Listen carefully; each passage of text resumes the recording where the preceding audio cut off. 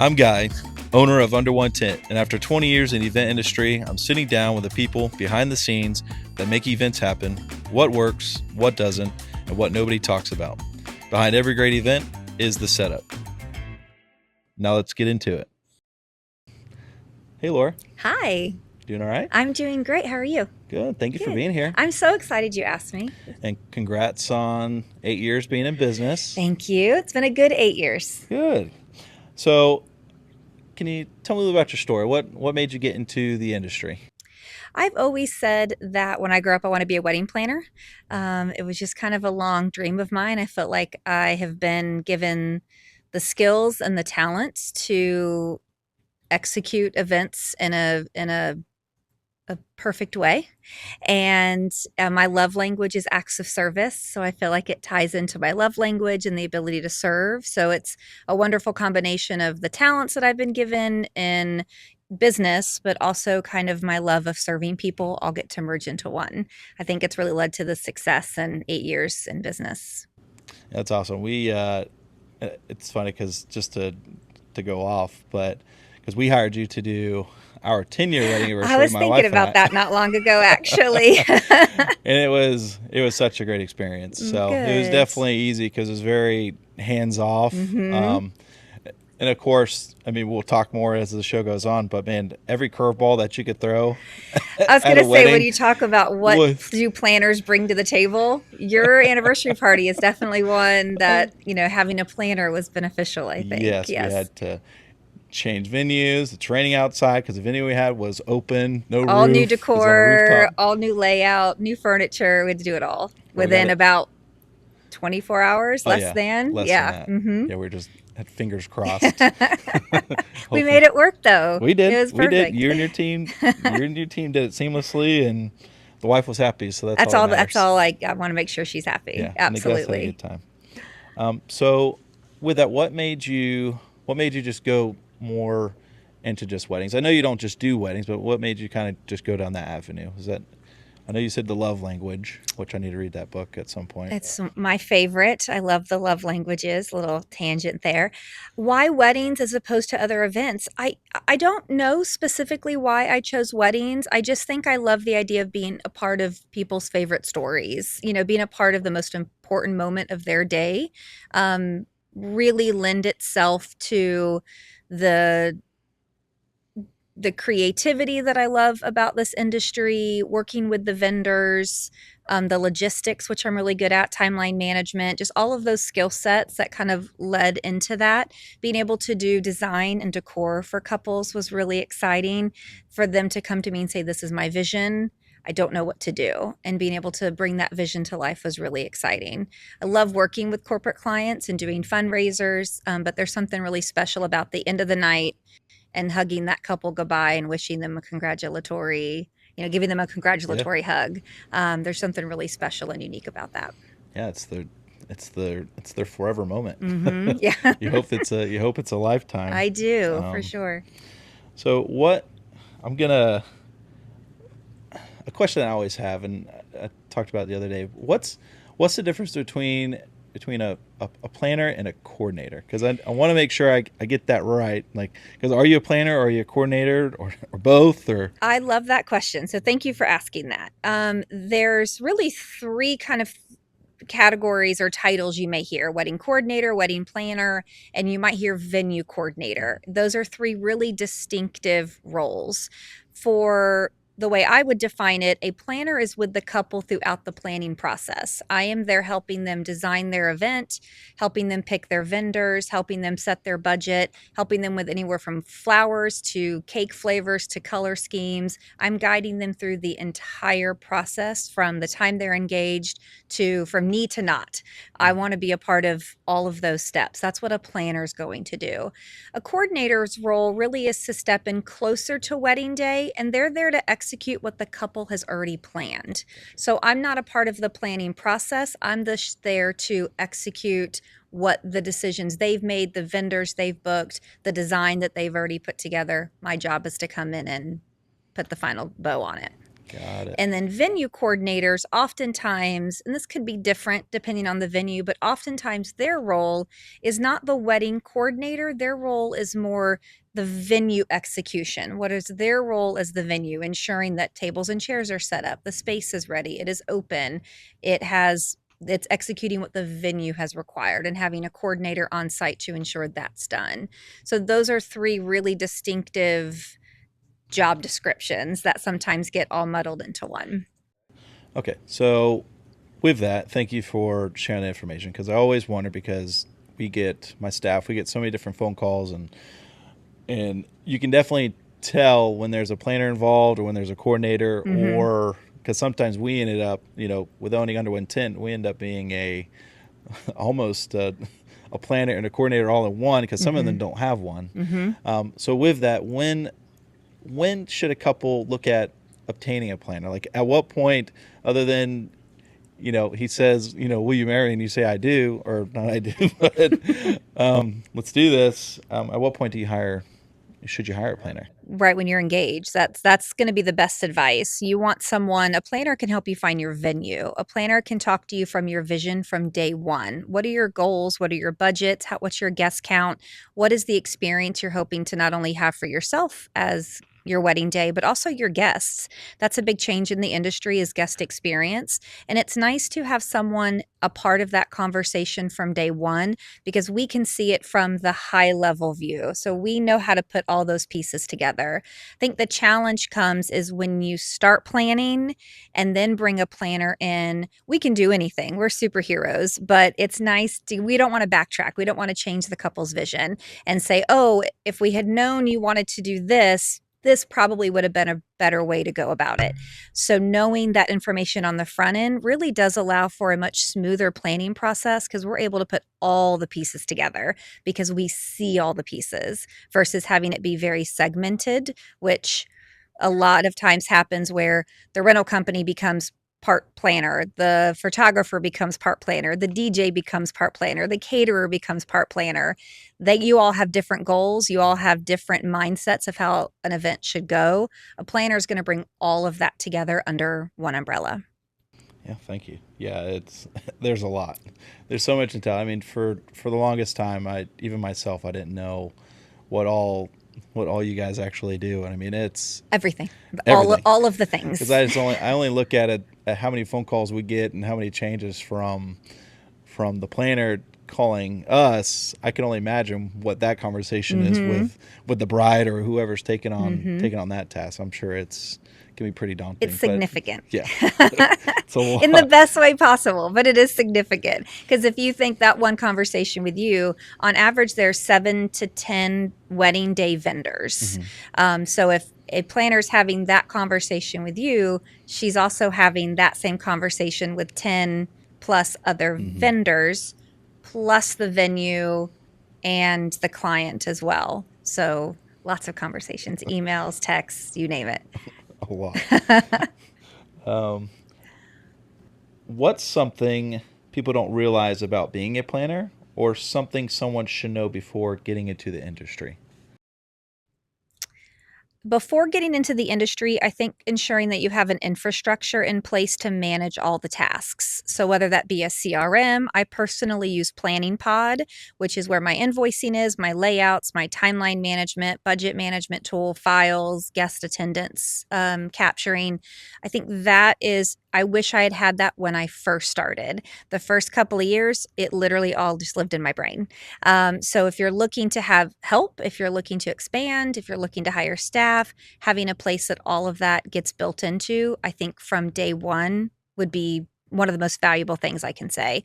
Know that you're going to need help. Don't just assume that it's you, that you're going to need hands. You need assistance. So kind of planning to have staff or help on day of, I think allows that process to go much smoother, and they can be a part of that process from the very beginning. I think that is very important. Sorry, now as a new planner.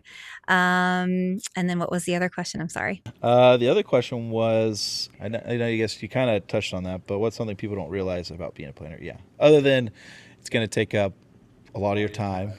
All of the time. I think, well, I'll answer the second question again. But I think what they don't realize is that you end up becoming, you're like part therapist, that there's really a lot of emotions. I know we talk about like weddings can be very emotional.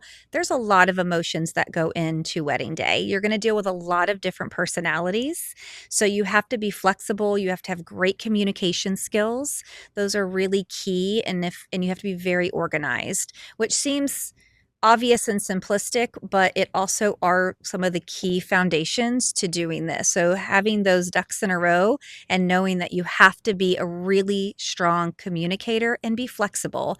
Like I mentioned, you have a job to execute on wedding day. The caterer does, the DJ does, the photographer does, the baker does, the florist does.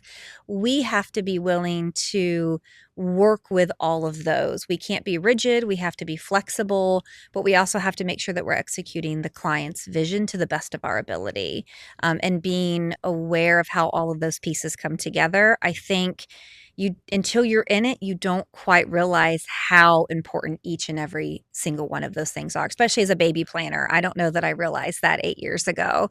I knew I could execute. I knew I could keep it on time. I knew I could make it beautiful. I don't think I realized at the very beginning how important the relationships are with each and every vendor would be. Going in day one, knowing you want to build those relationships, build your dream team, hands down, one of the best lessons I've learned. Yeah, we have so many vendors that we have just that great rapport, and we can just shoot a text message and kind of hit it off like that, and just the I guess just the fact that knowing that the job's going to get done. You don't have to sit there and babysit. I know that not all vendors are that way, but I think 90%, but most all have the same goal in mind, is to achieve what we're hired to do. do. And ultimately we want to give them the perfect day. Like, we are going into this saying this is the most important day of your lives. We want to do everything we can to make it possible. I think most vendors really do have that same mindset in place. And I think building those relationships, knowing I can text you and say, Guy, I need something. This just happened. It's going to rain tomorrow. I need a tent. It's going to be cold. I need heaters. Oh my gosh, I'm short 10 chairs. Can you help me out? We are all going to experience that. And building those relationships, we look like the hero. You look like the hero because of our relationship. We're able to execute that and get that done for the client so fast because of that relationship that we've built.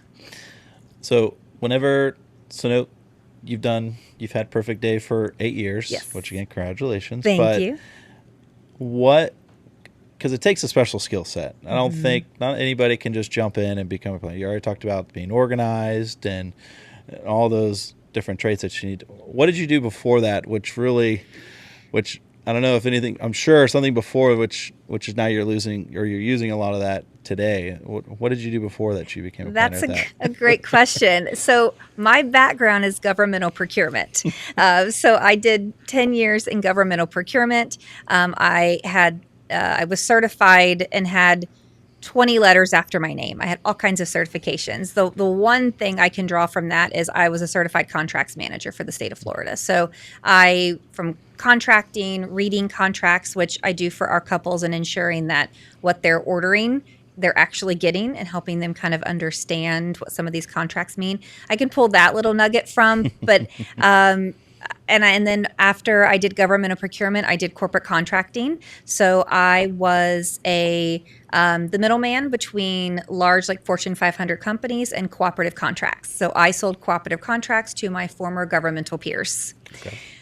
Glamorous, and yeah. Traveled all over the place. So in that, you have to have great communication skills. You have to be extremely well organized. I had 13 branches. I had nine branches, 13 states, and Puerto Rico. So when you're managing such a large area and traveling, you do have to be very organized. You do have to have good communication skills. You have to be able to manage your time wisely. I think all of those skill sets kind of morphed into this, but it wasn't like I had a background in something before going into wedding planning.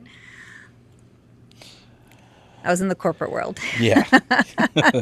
and now wedding planning. All right. So what's your biggest wedding, or what's the largest event that you've that you've done? I love this question. So when I first got into the industry, I realized that there weren't a lot of opportunities for local businesses in Polk County in the event industry to network, to build relationships, like we talked about how important that was. As a new planner and new to the industry and the community, I was really seeking those connections. So I started a group called Polk County Wedding and Event Pros.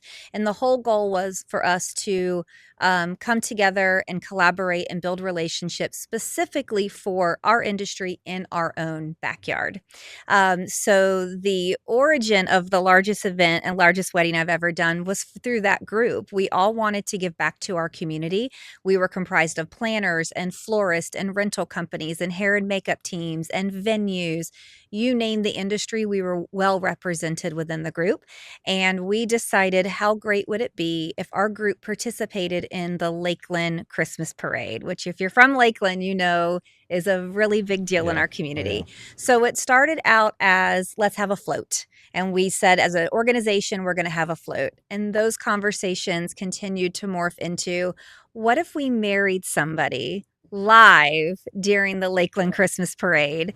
And it sparked this 9-month adventure to form the committees, to apply to be in the parade, to find the perfect couple, to getting all of the pieces in place. And so we married live a couple during the Lakeland Christmas Parade. So we called it Lakeland's largest wedding. And we tried to get Guinness World Record on it, and we didn't hear back, but we tried really, really hard to get it in Guinness because I don't know what the attendance is for the parade. That tens of thousands of people. Yeah, 20,000. I mean, plus. Yeah, it's significant. We won best float, of course. The greatest moment was we timed it to where they were actually like having their first kiss and being announced husband and wife as we were passing the judges booth. And it was really exciting to see them all standing and clapping and have that moment throughout the city where we're actually on a float, a moving wedding, a moving venue. Definitely one of the highlights. Yeah, for sure. That was definitely a lot of fun. And kudos to everybody who was involved with that. I think the best question was, were they really getting married? Like there was a real officiant. They were really a couple. We had someone, both were really in community. One was a teacher. The other was a former police officer, worked in the medical field during COVID. Like we had a really great couple that we felt were really deserving of this. And then we threw them a reception. So the parade ended. We walked right into Spring Hill Suites and threw them a reception, and they got to dance the night away. So it was a great day. That's awesome. It was a perfect day. It was a perfect day. And yeah, I still don't.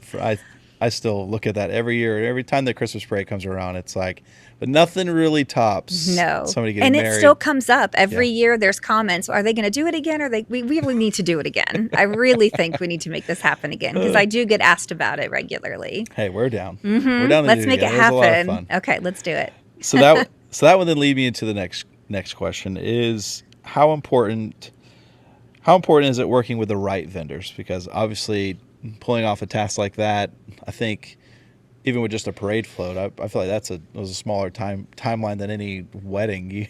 A float shows up and you have to have it all set up within like 3 to 4 hours. So fast. But give me your take on using the right vendors.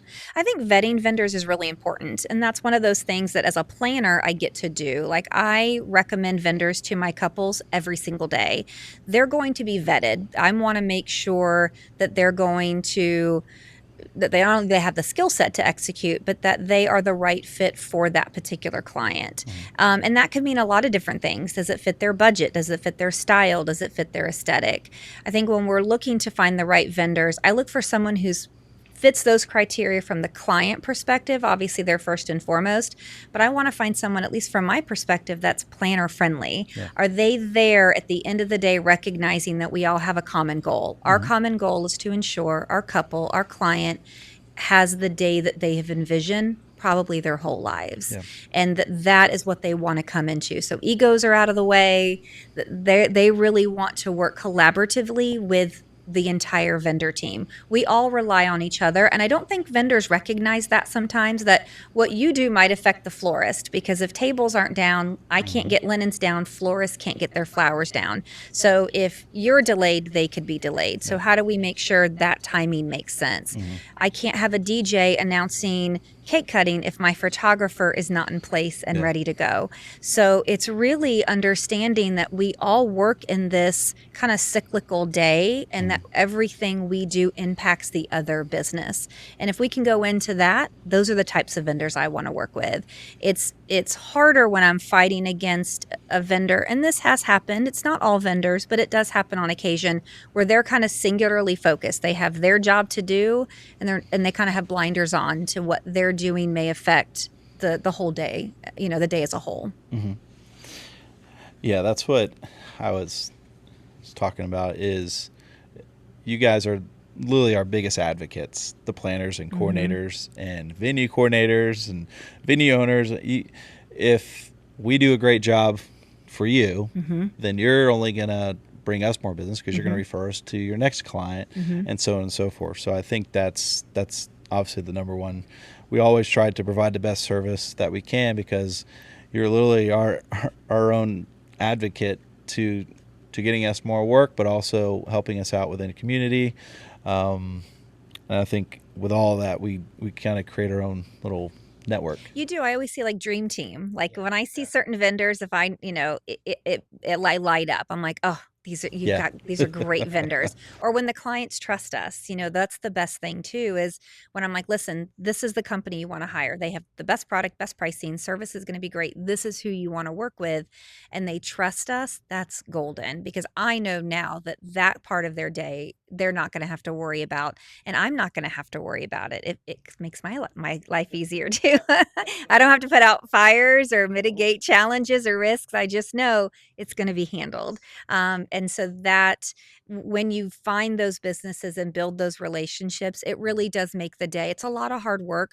Planners were on site 12 hours. So we are the longest houred vendor probably on site. So if all of those components can go off well, it makes our long day just a little bit better. Yes, that's the goal. So what's the biggest mistake couples make when planning their wedding? Oh, that's a good question. I think what we have to recognize is we do this day in and day out.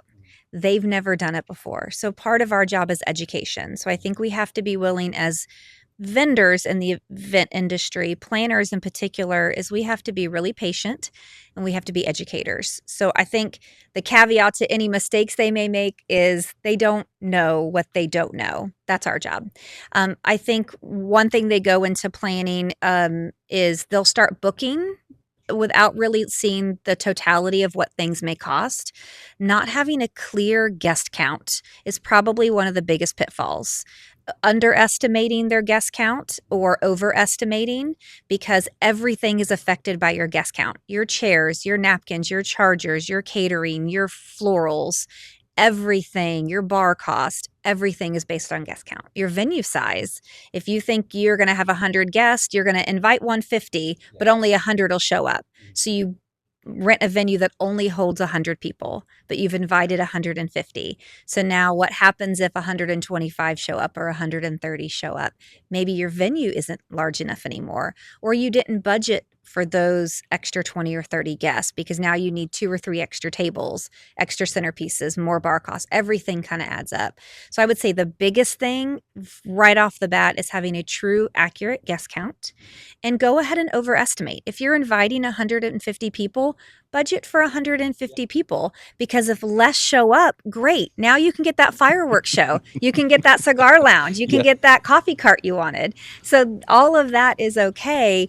I would overestimate your guest count versus underestimating your guest count. That will really eliminate a lot of stress and allow that planning process to go smoothly, because at the end of the day, you may have some extra money left over.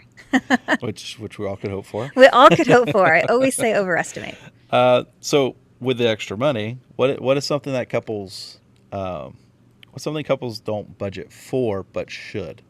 And obviously, weather weather related events may happen, but what's something that you've noticed more often than not that you're having to approach the client about? Yeah, I think it's those guest experiences. We all know we need a venue, we need food, probably a bar, cake, photographer, videographer, florist, a planner. There's some main things that are go into it, but couples are really wanting to do extra things for their guest. What does that look like? And there's a lot of great options. I don't think they put that in the front part of their planning and the front part of their budget. They may go, oh, yeah, I want to do something fun, but I'm not sure yet. We'll see what we have. Think about that on the front end and add that to your list. I think is really important. Videography, I think, gets missed a lot of times because they don't put it in the budget and then regret toward the end, oh, I wish I had a videographer. And then now it's not in the budget for them to have one. Or they say after the fact, or I hear couples all the time, I wish I had a videographer. So that's one that may be on that list, but sometimes gets moved to the bottom, that sometimes there's regrets on the other side. Mm-hmm. Yeah, that, got a plan. Yeah, we've seen it a lot. Getting more guest experience. That seems to be like the number one thing, because I don't know. It looks like the wedding industry is kind of. Or to my next question, is there a new trend or something out there that you've noticed? Is there? Let me try to reframe that. What's one wedding trend you are loving right now? I think the guest experience. I think, couples are kind of stepping out of it being just about the bride and just about the groom and really thinking about, how do I make this a great day for my guests? I want to have great food. I want to have a great bar. But beyond that, is there something really extra unique that I can offer that maybe they haven't seen before? Is there a guest experience that we don't? Not every wedding's going to have. So I'm seeing that they're really wanting us to think outside the box, get different forms of entertainment. Live music is something that I'm seeing a lot more of, and it's been there over these last 8 years, but I would say 60% of our weddings are incorporating some elements of live music, which I like. So those are some exciting new things I'm starting to witness. Okay, so on the other side of that, what's a trend that's in 8 years? There's had to be something that you've seen at a lot of every single wedding. What is one that you'd like to see maybe go on the sideline for a little bit? Or oh gosh, it has changed so much. When I first started, it was very like a lot of DIY brides. They were making everything, providing everything, and needing someone to set those up. Then it kind of shifted. COVID really changed the industry a lot. And okay, now we're looking for full service planning. We don't have the time, the energy. We want to bring someone in to help us do everything and let the vendors do what vendors do best. We also saw a decrease in guest counts over that time. So we were averaging 150 or so guests. Oh, wow. Now I'd say the average is 180 to 120 maybe. And now we're kind of coming out of that. And I would say from 2024 weddings in the event industry does not look the same as 2025 and coming into 26. It's very, very different. I'm seeing now where our average lead time for booking was maybe 18 months, maybe 2 years-ish, they would book us. Couples are doing things a little bit more last minute. We're getting less than a year out. We're getting a shift going to more DIY, where couples are wanting to provide more things themselves. So there's been kind of a shift. Guest counts are starting to change again. So they look very different. So I don't know if there's a trend that has stuck all of those years. I'd like to see go away, because it really has been a lot of ups and downs. Things are just kind of rotating back in. Yeah. There was a lot of burlap 8 years ago. So I'm okay that the burlap is gone. Can I say that? Is that okay? No, that's funny you said it, because that was one that I'm kind of glad we're not doing a lot of burlap. We had burlap at our oh wedding. No! So we Scratch it. Take it out. Yeah. So my wife and I, we were that couple that we wish we would have hired a planner. Yeah. We were 23 years old, and when I look back now, I was like, what is wrong with me? Like, why did we not hire a planner? We just, at the time, there's no bridal shows. I mean, I'm sure there were some, but there just weren't a lot. And it just wasn't like right there. But man, we didn't have a planner. our photos almost ran into dark time while we were doing photos. The guests just had to like pull the food out themselves. Yeah. um, yeah, it just nothing was Hmm. running smooth. Our DJ canceled the day before the Oh wedding. my gosh. We had burlap. Oh, we had Yeah, all of it. all the Call the advice that you're cliche. giving now. I wish we could like throw that back to Uh-huh. old me and Hmm. and for my wife, because man, we'd have done it. I wouldn't want to So change the moment, differently. but man, I Hmm. think things would have ran so much smoother. Hmm. Of course, it all ended up beautiful, but man, you start looking at it, you're like, we didn't care about the guest experience Yeah, and I hear because we that. didn't worry about the guests. We were in our moment. We're like, well, we put the burlap around the napkins and we made the candles look good, and all the Hmm. direct decorations were done, but yeah, the food part and Hmm. everything. It really, it all, you don't realize that. And that's so many of the conversations we have with couples is like, you need to be able to sit back, relax, and enjoy your day. That's the whole goal for our couples. If it's not perfect day, have someone there that knows your day, that's going to be able to let you enjoy it so things don't go off the rails, and that you're not only do your guest have a good experience, but you can as well. Even the most type A bride, and I love them. And we have the gamut. I have the brides that are like, here's my wedding binder, just do everything here. I got that. I have couples that are like, we know nothing. Here's our wedding day budget. We'll show up the time you tell me to show up, and the whole gambit in between. So even the most type A really wants to be able to sit back and enjoy their day and have a stress free day. Yes, that's the goal. That is the goal. Absolutely. What's I know you kind of touched on it before, but what's one piece of advice you'd give to someone planning a wedding? Like what's that one, or I know, yeah, just what's that one piece that you would give? Hire a wedding planner. Hire a wedding planner. I mean, I guess I think I already advocated. Full I think stop. I already advocated it for it Hire a wedding planner. Full stop. already. Yeah, don't try to do the don't DIY. don't You can do DIY. I'll make it beautiful, Yeah, but have someone there doing yeah, it for yeah, you. yeah, That's okay. That's okay. yeah. So you've been doing this for 8 years, and of course, there's a lot of new planners and coordinators and stuff, or individuals who are looking at getting into this industry. What what have you found is the best way to obtain clients? Is it just, of course, I'm sure referrals, like word of mouth, because if everyone's having a perfect experience, I mean, then it's Hmm. just gonna trickle down, and but is what it what type of marketing do you recommend? And bridal shows, is that something that people should do? Can you kind of elaborate on what's worked best for you in your 8 years? Yeah, I actually love bridal shows. So that was really where we got our start. Was I didn't have anything when I started. I had a logo, I had a company name and business cards, and I went to a bridal show 10 days after I like started Perfect Day Productions, with just, this is who I am, this is what I'm hoping to do for you, and we have just had really good success. But I would say if you're going to do bridal shows, and I think they're worth the investment as long as you put the time in on the back end. Yeah. I think what happens oftentimes, because it is an investment, they're not inexpensive to do. I started with boutique ones. Go to small ones where it's intended to be a smaller audience, smaller vendor group.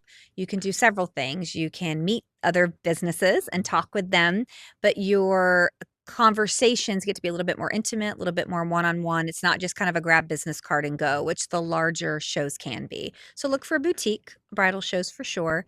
But the follow up, I cannot stress enough to new planners, new event industry professionals. You have to follow up. Have your follow up email prepared, have it ready to go. And that night or the next morning, those follow up emails need to be sent out with a call of action. What do you want them to do? Do you need them to fill a form out? Do you want a consultation? That's what I did. I offered consultations. I want to talk to every single person. If I could schedule it in person, I did. If I waited for them to respond to my email, I did that. So the follow up, critical. I think the wrap of wedding shows is the ROI. What are they getting on the back end? But then my question is, well, what are Yeah. you What are you doing doing? something to kind of work those leads? So bridal shows for me personally, I love them, and I think they're a great way to meet industry professionals and get a good clientele. connecting with other businesses. Find a mentor, find other industry professionals in your community that are willing to help you, to answer your questions, that's willing to mentor you, and find someone in your community. I think that's really important, that maybe will let you shadow them. Maybe you're a planner, but you want to understand all parts of the industry. Shadow an event rental company, shadow a florist, shadow a caterer, shadow a photographer, understand how they work. I promise you it will make you a better planner. If you understand how every business operates on day of, it will make you so much more successful and really guiding your clients in the right way. So for me, that was really good. We had great start from the beginning. We had our first wedding within 3 months of being open, Oh, wow. and did 12 our very first year. My goal was to do 8 within 18 months. So we did 12 within 9 months. So we had great word of mouth, and that's what we built our business on. I didn't do a lot of marketing. I can say that, for a very, very long time. Social media posts, but not a really like targeted marketing strategy. So much of it was growth through word of mouth. Venues really enjoyed working with us. Vendors really enjoyed working with Perfect Day. And so we were able to really grow just by word of mouth. And then scaling, hiring staff, getting bigger, adding rentals, adding design services. Then you really have to start doing a much more targeted marketing. Social media is going to be your best bet. And you have to really see what the trends are and kind of follow the trends. You have to do a little bit of everything. TikTok, Instagram, Facebook, you got to run the gamut, and it has to be informative. You have to approach that you're an industry expert. So if you're going to do social media posts, it's not just this is pretty, look at the thing we did today, but how do I set myself apart as an industry expert in my field so that our couples trust us and that our vendor community also trusts us. That's such great advice. I know. I wish I had a lot of that in the beginning, but it's one of those things you kind of learn as you go. You learn. You don't know. You learn. Yeah. What you don't know, you don't know. Right? You don't know. And again, giving grace to like our couples who are doing this for the very first time, that are learning. We have to educate. We have to also give ourselves grace as business owners that we're going to mess up. We're going to fail. We're going to get it wrong. But we're always going to strive to learn from those mistakes and be better. Everything I do now is trial and error. And I'm grateful for those mistakes because I know that every other couple after that mistake has benefited from it and had something not go wrong that may have gone wrong had we not learned those experiences. Yeah, I mean, they don't have to know what happened. They never know. I don't tell the bride anything. My job is to mitigate everything. Yes, we keep that behind the scenes. Correct. That is a behind the scenes moment for sure. Well, thank you so much for coming here today. You're welcome. Thank you. We're going to do rapid fire questions. Okay. So I've got like 5 to 6 questions. Just first thing that comes to mind for your answer. All right, hot seat. Here we go. Yeah. Okay. Would you rather a text from the bride or text from the mom? Bride. Okay. DJ or band or live band? Hybrid. DJ with live musical elements. Let me have a DJ with a drummer or a saxophonist, a keyboardist all day long. I want a hybrid. I like that. Indoor, outdoor? Oh, hybrid. Okay. Let me have dinner inside, but have a beautiful outside space for photos and a beautiful ceremony. Okay. What's your favorite venue? Not saying that we don't love them all, but what's your favorite venue? Oh, no, that's a hard one. I will say the venues we have worked at the most that we've developed really great relationships with would be Bella Cosa and Adams Estate. Those are probably our most, they're incredible venues. That would be the 2 that we've been at the most. Okay. Spend on food or spend on decor? I think if you're going to prioritize food, and I ask couples this all the time, what's important to you? Where do we want to spend our money? If the aesthetics are important to you, spend it on decor. If the food and bar is most important, spend it on bar. So it depends on the couple. Okay. And one word to describe Perfect Day Productions. Perfect. That's it. I think that's a good way to end our conversation. Okay. So. Thank you so much. This was so fun. Yes. I appreciate it. Thank you for inviting me. Thank you. This is great. All right. That's a wrap.